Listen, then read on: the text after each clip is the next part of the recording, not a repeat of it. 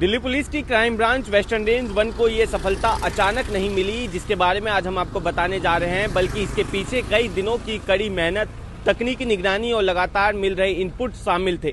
Police लंबे समय से एक अंतर्राज्यीय गिरोह पर नजर बनाए हुए थी, जो दिल्ली और हरियाणा के इलाकों में आतंक का पर्याय बना हुआ चुका था। ये गिरोह हत्या के प्रयास और जबरन वसूली जैसे गंभीर वारदातों को अंजाम दे चुका था। पुलिस के अनुसार इस गिरोह के सदस्य बेहद शातिर तरीके से वारदात को अंजाम देते थे और तुरंत ठिकाने बदल लेते थे। मोबाइल फोन बदलते थे, कभी तो दिल्ली तो कभी हरियाणा के अलग अलग इलाकों में छिप जाते थे। इसी वजह से इन्हें पकड़ना पुलिस के लिए एक बड़ी चुनौती बना हुआ था। इन्हीं में से एक मुख्य आरोपी पर हरियाणा पुलिस ने 5,000 रुपए का इनाम भी घोषित कर रखा था। कुछ दिन पहले क्राइम ब्रांच को मिली एक पुख्ता सूचना में इस गिरोह के किसी बड़ी वारदात को अंजाम देने की तैयारी मिली, जहां दिल्ली के पश्चिमी इलाके में मूवमेंट कर रही थी ये गिरोह। इस सूचना को बेहद गंभीरता से लिया गया और तुरंत वेस्टर्न रेंज 1 की एक विशेष टीम बनाई गई, जिसकी कमान इंस्पेक्टर अनिल मलिक को सौंपी गई। पूरी कार्रवाई एसीपी राजकुमार के निर्देशन में की गई। वहीं डीसीपी हर्ष इंडोरा की समग्र निगरानी में शुरू किया गया।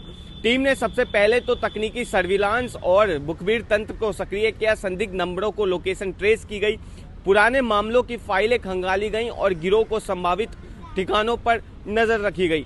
कई घंटों की निगरानी के बाद पुलिस को यह साफ हो गया कि आरोपी एक वाहन में सवार होकर इलाके में घूम रहा है। जैसे ही पुलिस को पुख्ता जानकारी मिली, टीम ने इलाके में जांच बिछाकर संदिग्ध वाहन को जबरन रोका। जब पुलिस ने रोकने की कोशिश की तो आरोपियों ने खुद को घिरा हुआ देखकर पुलिस पर फायरिंग शुरू कर दी।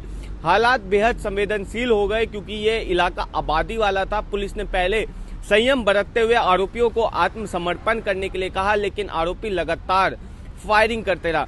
इसके बाद पुलिस को मजबूरन जवाबी कार्रवाई करनी पड़ी। मुठभेड़ के दौरान पुलिस टीम ने पूरी सावधानी बरती ताकि किसी निर्दोष व्यक्ति को नुकसान न पहुंचे।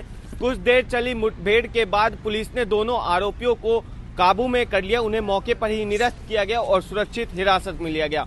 गिरफ्तारी के बाद जब पुलिस ने तलाशी ली तो आरोपियों के पास से अवैध हथियार और जिंदा कारतूस बरामद हुए। इसके साथ ही वाहन भी जब्त किया गया, जिसका इस्तेमाल ये लोग वारदातों को अंजाम देने में किया करते थे। शुरुआती जांच में ये साफ हो गया कि यह हथियार कई संगीन मामलों में इस्तेमाल किए गए थे। पुलिस रिकॉर्ड खंगालने पर सामने आया कि दोनों आरोपी पहले ही मामलों में जेल जा चुके थे और जमानत पर बाहर आने के बाद दोबारा अपराध की दुनिया में सक्रिय हो गए थे। ये लोग खासतौर से व्यापारियों और प्रॉपर्टी डीलर्स को निशाना अपना बनाते थे। पहले धमकी दिया करते हैं, फिर डर का माहौल बनाकर उनसे जबरन वसूली लगातार करने का आरोप है। मारने की धमकी या फिर फायरिंग जैसी घटनाओं को भी अंजाम दिया गया था। फिलहाल दोनों आरोपियों का गहन पूछताछ की जा रही है। पुलिस ये जानने की कोशिश कर रही है कि इस गिरोह में और कौन कौन शामिल है और इनके हथियार कहां से आते थे और अब तक इन्होंने कितनी वारदातों को अंजाम दिया है। पुलिस को उम्मीद है कि इनकी गिरफ्तारी से कई पुराने अनसुलझे मामले भी परतें खुलेंगी। दिल्ली पुलिस के वरिष्ठ अधिकारियों का कहना है कि ये गिरफ्तारी संगठित अपराध के खिलाफ एक बड़ी कामयाबी है। इससे न केवल एक खतरनाक गिरोह को कमजोर किया गया है, बल्कि आम जनता में भी संदेश दिया गया है कि कानून से बच पाना आसान नहीं है।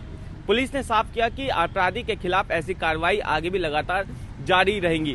बहरहाल जो आरोपी गिरफ्तार हुआ है उसके ऊपर बीएनएस की गंभीर मामलों में एफआईआर दर्ज कर ली गई है और उसके अन्य साथियों की भी तलाश की जा रही है। और ऐसी लगातार अब मुस्तैदी से तमाम ऐसे अपराधों पर अंकुश लगाने का काम भी दिल्ली पुलिस कर रही है। बहरहाल ऐसी तमाम अपडेट्स के लिए देखते रहिए पंजाबकेसरी.com दिल्ली। धन्यवाद।